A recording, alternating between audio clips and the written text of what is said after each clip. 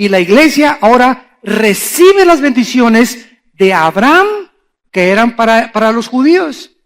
Y esto en Gálatas capítulo 3 podemos estudiarlo, donde el que es hijo de Dios y por la fe es hijo de Abraham.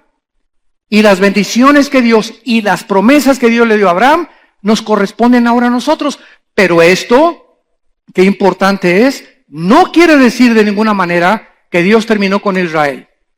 Porque hay una teología herética que se llama la teología del reemplazo, que la iglesia ha entrado a ocupar y a tomar la nación de Israel, y es porque estas personas que hablan de esta manera no han leído Romanos 9, Romanos 10 y Romanos 11. 3 capítulos del libro de Romanos, que es la constitución de los cristianos, el libro de Romanos. 3 capítulos nos dice que Dios no ha desechado a Israel y que va a cumplir lo que les prometió. Para que lo puedan entender en el idioma del soccer y del fútbol, ¿verdad? Iba ganando, ¿verdad? El América, y de repente perdió el América y Dios mete a toda la banca. Y entonces los que estaban en el partido se van a la banca, y ahorita Israel está a la banca y la iglesia ha entrado al partido. No estamos en el campo de batalla la iglesia ahorita. Israel está ahí en la banca, pero cuando el arrebatamiento Cristo venga por nosotros y nos saque del mundo, la última semana que falta de 7 años son los 7 años de la tribulación. Entonces ya van ustedes profundizando en la escatología bíblica, en las profecías bíblicas. Estos 7 años de la tribulación es imposible que la iglesia se encuentre ahí. Por eso dice la Biblia en Apocalipsis 7 que Dios va a sellar a 144,000 toluqueños, dice, de Tlalnepantla, 144,000 judíos.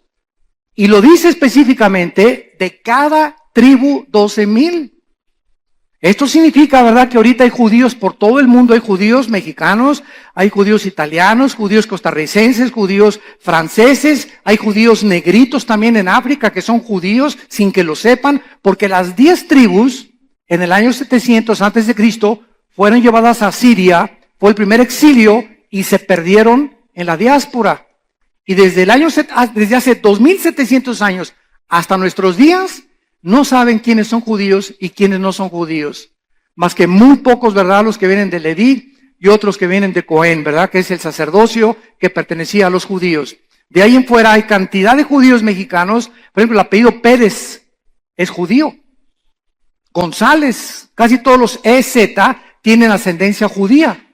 Sin que tú lo sepas, aunque tengas cara de tlacoyo. como dicen en mi tierra. No, hermano, es que tienes nopal, hermano. Pues miras que en los judíos no hay ningún rasgo ni característica, ¿verdad? Hay inditos que no saben ni siquiera que son judíos y que fueron mezclados cuando se mezclaron los judíos en Asiria, se mezclaron con los asirios, se mezclaron con el mundo entero, etcétera, etcétera, y hasta nuestros días no se sabe quién es. Entonces, estos 144,000, dice la Biblia, que van a ser sellados en las frentes. ¿Por qué? Porque cuando nosotros estábamos en la iglesia, somos sellados en el Espíritu. Efesios 1, 13 y 14. Todos los cristianos tenemos el sello del Espíritu Santo que es invisible. Entre nosotros no nos podemos ver, los demonios nos ven, los ángeles de Dios nos ven. En el mundo espiritual saben quién es cristiano y quién es cristiano, pero los judíos que sean sellados en la tribulación va a ser un sello externo, porque el Espíritu Santo va a trabajar de manera diferente, porque la iglesia ya no está. Y la iglesia es el cuerpo de Cristo. Y al irse la iglesia en el arrebatamiento, ya Dios trabaja por última vez con los judíos. De la banca se ponen el uniforme del América, ¿verdad? O del Barcelona, y vámonos contra todos los demás. Arriba el Barcelona. Bueno, esta es la forma en la que la Biblia nos muestra, con diferentes ilustraciones del fútbol, podemos del básquetbol, de lo que sea, cómo está el programa de Dios. Entonces, esta profecía de la semana 70 es tan importante en el estudio del anticristo. Porque al no conocerla, hemos oído, pues el príncipe Felipe de España es el anticristo. O antes decían que su papá, el rey Juan Carlos. que al Papa también que es el anticristo. Ahora hasta el pobre de Obama ya también le ponen que es el anticristo. Y han sacado, ¿verdad?, que Gorbachev, el nombre Gorbachev en el hebreo da la suma del 666 y que era el Gorbachev el anticristo y que porque tenía aquí una marca en la frente Gorbachev, etcétera, etcétera. Y estamos llenos de especulaciones por no conocer las profecías de la Biblia y principalmente no entender las 70 semanas de Daniel. Y tenemos que comenzar con el anticristo porque es muy importante, ya que Daniel y el Apocalipsis son, se podría decir, Daniel es el Apocalipsis del Antiguo Testamento. Daniel, el libro de Daniel es el Apocalipsis del Antiguo Testamento. Y el Apocalipsis es el registro de los juicios apocalípticos y las visiones que tuvo Daniel explicadas. Entonces, si alguien quiere enseñar Apocalipsis o estudiar Apocalipsis sin conocer Daniel, vas a inventar, pues que los 10 cuernos son esto, y que los 10 espíritus son esto, que los 7 espíritus, y por eso hay sectas, como los testigos de Jehová, adventismo, mormonismo, ciencia cristiana, unitarismo, que son, ¿verdad?, movimientos religiosos que se han formado a través de sacar de la Biblia un texto fuera del contexto para convertirlo en un pretexto. Entonces, si la Biblia es una unidad, la suma de tu palabra, dice los Salmos 119, es la verdad. Y si no ponemos todas las partes de la Biblia juntas, el rompecabezas, tenemos una pieza acá y nos falta una pieza. Y no puedo interpretar que esta pieza sean las piernas del caballo, a lo mejor puede ser la cola o puede ser la pata o puede ser la pata de un chivo y no es la del caballo, porque no tengo la otra pierna, la otra pieza que me dice por las pezuñas que no es la de un puerco sino la de un caballo, como un ejemplo, ¿no? Entonces no podemos armar doctrinas en la Biblia sin tener las demás piezas de los demás libros de la Biblia. Por eso Dios le habló de una forma a Pablo, de otra forma a Juan, a Santiago, a Judas, a Pedro, a Jeremías, a Ezequiel, a Zacarías. Ninguno de ellos tenía todo el horizonte de la verdad. Todos tenían una parte, el otro tenía otra cosa, el otro tenía otra cosa, el otro tenía otra cosa, y las ponemos todas juntas y tenemos ya la conformidad de un cuadro perfecto para entender lo que Dios nos quiere decir. Y finalmente, como ejemplo, Pablo. Pablo fue el único hombre, el único apóstol de los 12 apóstoles a quien se le reveló el arrebatamiento de la iglesia. A ningún otro se le reveló que la iglesia iba a ser arrebatada, ni en el Antiguo Testamento estaba, ni en el Nuevo Testamento. Y a Pablo fue al único que se le reveló, Efesios capítulo 3, que la iglesia sería el cuerpo de Cristo. A Pedro se le revela otra cosa, a Juan se le revela lo que es el amor de Dios, a ningún otro se le reveló la profundidad de la definición del amor que Juan tiene en sus cartas, en sus 3 cartas, y en lo que él escribió. Entonces, así entendemos, ¿verdad?, que Dios a cada persona le da sus dones, le da sus talentos. No envidies que el uno canta, el otro no canta, el otro se echa de machincuepas, si tú no te echas de machincuepas, el uno salta la cuerda, el otro no, el otro es trapecista, el otro es ingeniero, el otro es predicador. No envidies, uno habla en lenguas, otro no habla en lenguas. Nunca tratemos de tratar de hacer lo que los demás hacen, porque cada quien tiene sus talentos, cada quien tiene sus capacidades, y a Dios le ha dado a cada quien como a Él le ha placido soberanamente. Esto es importante para que entendamos, ¿verdad?, que en Cristo se debe acabar las envidias, la ambición, la avaricia, los celos. Todas estas cosas no pueden existir en el cuerpo de Cristo, porque estarías caminando completamente en la carne. Ahora bien, Daniel fue un joven judío que había sido deportado hacia Babilonia con otros miles de judíos al exilio cuando Nabucodonosor, el emperador de Babilonia, sitia Jerusalén alrededor y incendia todo en el año 605, apúntalo, antes de Cristo. Apunta ahí en Daniel capítulo 1 en tu Biblia, en el año 605, para que sepas que todo eso sucedió, el capítulo 1, cuando Nabucodonosor ya fue el año 605 antes de Cristo. llega y arrasa con todos. Ahí Daniel, al llegar a Babilonia, tenía entre 18 y 19 años. Algunos creen que entre 18 y 20 años de edad. Y Daniel se distingue, al llegar a Babilonia, llegó a Sodoma y a Gomorra. La moral, la ética, las convicciones no existían en esos tiempos. Las mujeres andaban, ¿verdad?, como se visten ahora, casi semidesnudas. Reinaba por todos lados el hashish, las drogas. Acuérdense que Alejandro el Magno, después de que los persas conquistaron a los babilonios, vinieron los griegos y conquistaron a los persas, y Daniel el Magno, el gran conquistador y el gran jefe militar, distinguido como ningún otro en las milicias, muere en Babilonia de malaria, de homosexualidad y de todas las drogas del pasón, como dicen, del pasonzototote que se dio. Le metió al hashish, le metió a la marihuana, le metió quién sabe qué tantas cosas, se volvió homosexual, con tanto degeneramiento que había en Babilonia, para que nos demos cuenta nada más que Daniel se enfrentó a ese mundo. Y muchos de ustedes jóvenes que nos escuchan ahorita, se están enfrentando a un mundo que yo creo que le ha ganado al de Babilonia. Porque por lo menos, aunque siempre ha existido la homosexualidad, nunca se había institucionalizado. Nunca un gobierno había legalizado que fuera algo permitido y que fueran respaldados legislativamente por un gobierno para aprobarlos, como ahora se está determinando en Estados Unidos, que ya a los jueces se les prohíbe en las actas de matrimonio decir esposo y esposa, señor y señora. Ya se quitó eso de las actas de matrimonio en los Estados Unidos y ahora simplemente, ¿verdad?, hombre, hombre o mujer, mujer. Ya el matrimonio no es entre un hombre y entre una mujer, para que no haya ningún problema con los que se casan hombres con hombres, mujeres con mujeres. Y esto nos muestra que el hombre sin Dios desciende al grado de las bestias. El hombre sin Dios es una bestia.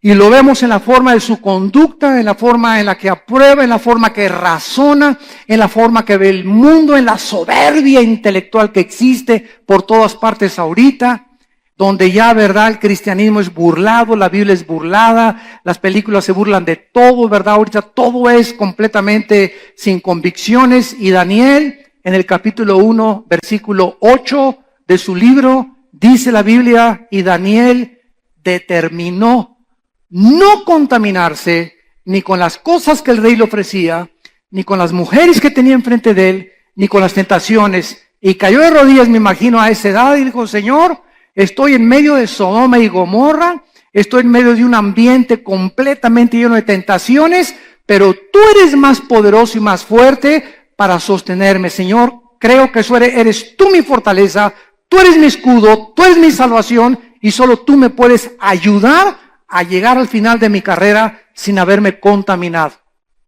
Y Dios honra cuando alguien hace una decisión de este nivel. Porque Dios siempre, cuando tú tomas una decisión, ya no quiero los cigarros. Y yo recuerdo cuando yo fumaba, ¿verdad?, antes de cristiano, me acuerdo que llegó el momento, tenía 3 días de haberme convertido. Agarré los cigarros, yo me fumaba 1 o 2 diarios o 3 diarios y los eché a la basura y dije: desde ese momento, ahí se van. No le dije: Señor, quítame el cigarro, quítame la marihuana, quítame aquello, ¿no? Tú tienes que tomar la decisión, y cuando Dios ve que tú tomas el paso y la decisión la tienes tú, Dios te respalda con su poder. Pero nosotros tenemos que tomar la decisión. Entonces no le digas a Dios: quítame lo carnal. Ay, quítame las tentaciones. Quítame esa mujer que tengo de secretaria con las piernas que tiene. Córrela y pon una gordita de secretaria. Si no, estás jugando con el pecado. Quítame las revistas pornográficas y no vas y las quemas, ¿verdad? Y quítame este canal pornográfico cuando lo tienes en tu casa. Entonces, si no entendemos cómo funciona esto, vamos a seguir viviendo engañados, creyendo que somos y no lo somos, por la forma de las convicciones que nosotros vivimos. Las profecías de Daniel, a pesar de todo lo que se profetiza, están llenas de esperanza. porque nos muestran que es un Dios el que está al control de los imperios, de las personas, de las ciudades y de la misma historia. Dios está al control de todo lo que está pasando en el mundo, por más negro que lo veamos. Dios tiene el control detrás de las cortinas y por alguna razón que muchas veces no nos los revela, se encuentra la impresionante sabiduría de Dios, que después que confiamos en Él, nos dice por qué Él hizo lo que Él hizo. Porque eso es la fe. ¿Qué es la fe? Confiar y creer que lo que Dios dice es verdad, aunque no lo vea, aunque no lo entienda y aunque no lo pueda experimentar. La fe es la certeza de lo que se espera, la convicción de lo que no se ve. Dios pues provee un tiempo a Daniel al darle esta profecía específico para la nación de Israel. Y el reloj profético comienza su cuenta regresiva de Dios cuando fue dada la orden, como lo vamos a ver ahorita, para la reconstrucción de la ciudad de Jerusalén después de la destrucción de Babilonia. Veamos rápidamente entonces la introducción de este versículo o versículos que nos hablan de esta profecía, comenzando en el versículo 24. Y dice así, Daniel 9, 24 en adelante. 70 semanas están determinadas sobre tu pueblo y sobre tu santa ciudad. ¿Cuánto es 7 por 7? Si son semanas de años, ¿cuántos son? 490 años. 7 por 7, 49. 490 años, Daniel. Faltan para que todo mi programa con Jerusalén y con el pueblo de Israel se cumpla. Ya vimos nosotros que los primeros 483 años se cumplieron en el Domingo de Ramos cuando Cristo entró en un burrito. Y hay un periodo que falta, que es el de los 7 años, que se va a volver a iniciar la cuenta regresiva cuando el anticristo firme el tratado con Israel, y espero que en ese momento nosotros ya no estemos aquí. El momento que oigamos que un hombre hace un tratado de paz entre los árabes y entre los judíos por 7 años, es el anticristo. No es el que están haciendo ahorita con Irán, es entre los árabes y los judíos. 70 semanas están determinadas, decretadas. Escuchen esto, sobre tu pueblo, o sea, sobre Israel y sobre Jerusalén, que es la santa ciudad. Para terminar, 1, la prevaricación. 2, poner fin al pecado. 3, expiar la iniquidad. 4, traer la justicia perdurable. 5, sellar la visión y la profecía. 6, ungir al santo de los santos. 6 profecías no se han cumplido con la nación de Israel ni con los judíos. Y hasta que se cumplan estas 6 profecías, Jesucristo no va a regresar al mundo. Y se tienen que cumplir en Israel y con el pueblo judío y con la ciudad de Jerusalén. Versículo 25. Sabe pues y entiende que desde la salida de la orden para restaurar y edificar a Jerusalén hasta el Mesías príncipe, apúntalo en el margen de tu Biblia, 14 de marzo del año 445 antes de Cristo. 14 de marzo, que es el mes de Nisan, el año 445 antes de Cristo, en Nehemías capítulo 2, versículo 1 al 10, ahí fue cuando se dio la orden por primera vez por un rey persa, que le dijo a Nehemías, te doy permiso que regreses y reconstruyan las murallas de Jerusalén. Y todo el libro de Nehemías y de Esdras en el Antiguo Testamento se trata de la forma en la que comenzaron a reconstruir, cómo se detuvo la construcción, los ataques de los judíos para impedir que se reconstruyeran y la forma en la que poco a poco los judíos trataron de hacerlo hasta que en el año 70 después de Cristo, al crucificar al Mesías, los romanos llegan y arrasan con Jerusalén. Escuchen esto, y desde el año 70 después de Cristo hasta 1948, si tienes calculadora, calcúlale, desde Desde el año 70 después de Cristo hasta el 14 de mayo del 48, casi cerca de 2000 años, los judíos se detuvieron el reloj profético de Dios y los judíos no volvieron a tener templo. Y hasta ahorita no lo tienen. No volvieron a tener sacerdocio y hasta ahorita no lo tienen. No volvieron a tener adoración, no volvieron a tener el arca. Y en el 48, ante los ojos del mundo, se forma el Estado independiente de Israel. En el 67, en la guerra del 67, llega el general Moshe Dayan y recuperan Jerusalén y la tienen que devolver. La parte occidental y la parte oriental se quedan ellos con una parte que es el Muro de los Lamentos en manos de los musulmanes. Y donde está ahorita la mezquita de Omar, esa cúpula dorada inmensa al llegar a Jerusalén, que en todas las fotos de Jerusalén se ve, en esa cúpula, debajo de esa cúpula, ahí se encuentra el templo judío. ¿Y quién está arriba de él? La mezquita de los musulmanes. Ahora entienden ustedes por qué los musulmanes, si los judíos ya les prohibieron ni siquiera acercarse a la cúpula de la roca, o a la mezquita dorada, o al domo, como también le dicen, porque para los musulmanes es un lugar sagrado. Y los musulmanes levantaron esa mezquita en el año 600 después de Cristo. Entre el año 600 más o menos, por uno de los califas, Omar se llamaba, y lo pusieron arriba del templo judío como un juicio de Dios. Y no es hasta que los judíos regresen a el lugar donde tenían su templo y lo reconstruyan que el anticristo va a aparecer en el mundo. Entonces, ahorita, ¿cuál es la solución? ¿Cómo pueden los judíos ahorita sacar a los musulmanes sin que se arme una guerra santa? Imposible. Entonces, algo milagroso tiene que suceder para que puedan los judíos regresar a su lugar y se tienen que cumplir las profecías y ellos comiencen otra vez bajo el permiso del anticristo, reanudar sus sacrificios y a los 3 años y medio el anticristo viola este tratado, sacrifica un cerdo, lo mismo que hizo Antíoco Epífanes en el año 167 antes de Cristo, y de ahí en adelante comienza la gran tribulación.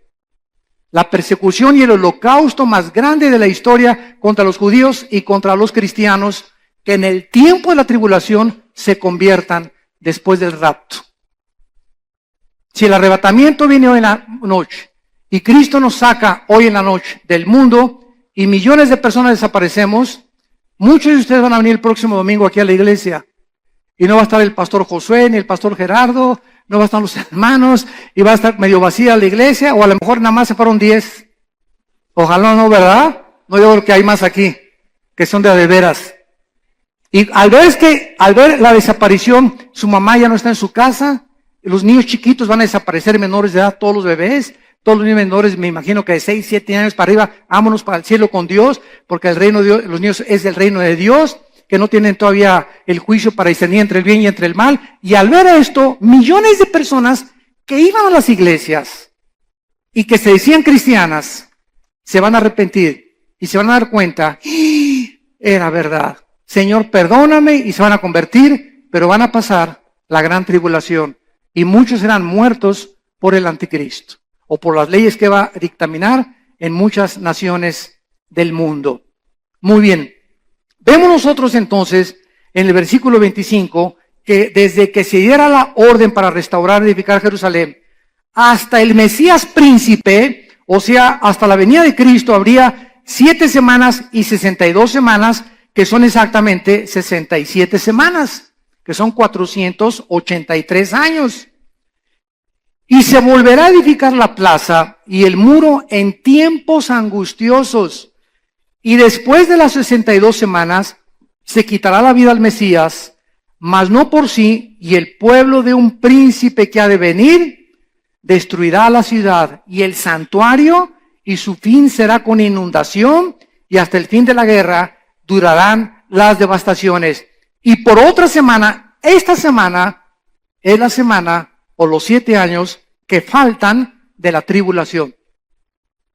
Y por eso se llama, lo vamos a ver después, por mismo Cristo, la tribulación como nunca antes había existido. Por otra semana confirmará el pacto, está hablando del príncipe que ha de venir, que es el anticristo, confirmará el pacto con muchos y a la mitad de la semana, o sea, a los 3 años y medio, ya que el anticristo tenga 3 años y medio de paz y las naciones hayan, no hombre, este hombre que bárbaro los milagros que ha hecho, quitó la pobreza, unió a los judíos con los árabes, no hay guerras en el Medio Oriente, este es el Mesías, Heil Hitler. Volverán otra vez a adorar a un falso dictador disfrazado, ¿verdad? El mismo diablo en persona, disfrazado de un Salvador y de un Mesías.